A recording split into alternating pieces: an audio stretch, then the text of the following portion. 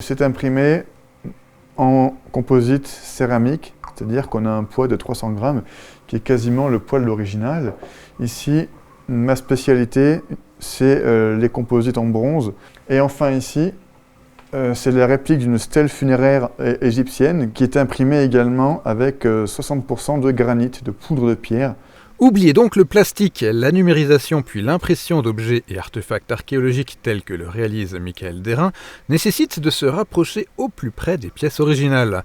Cela passe donc par des matériaux composites, plus particulièrement métalliques et minéraux. L'intérêt d'imprimer en minéral, comme on le développe, c'est d'avoir une pièce qui a le toucher, le rendu, le poids et le grain de l'original, ce qui facilite son étude. Et on est en train de travailler pour monter des protocoles avec des machines et des matériaux que l'on crée sur mesure. Du grès par exemple, des schistes, des calcaires qui seront personnalisés pour les clients.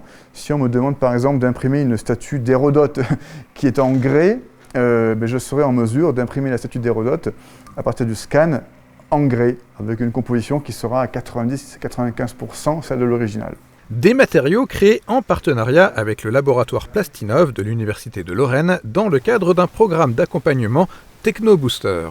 Les répliques réalisées permettent de mettre à la disposition des archéologues et musées des répliques de pièces très fragiles et difficiles à manipuler, voire impossibles à toucher.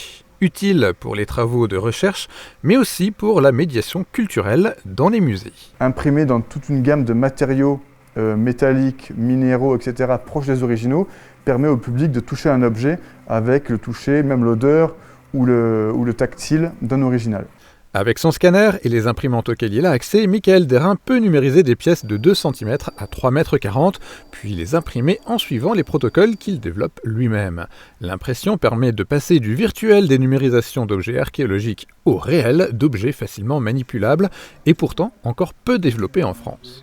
Le milieu archéologique, muséographique français a, je pense, eu un petit peu de retard dans cette appréhension de la nouvelle technologie, dans l'appropriation, dans ce qu'on pouvait en faire, parce qu'avoir la technologie c'est bien, savoir quoi en faire c'est mieux. Donc je pense qu'effectivement on était plutôt classique dans notre manière de traiter les choses, mais on est en train de combler le retard très vite. Il ne serait donc pas étonnant de voir s'accroître l'utilisation de telles répliques utilisant ces techniques d'impression 3D pour lesquelles Michael Derain est aujourd'hui un précurseur.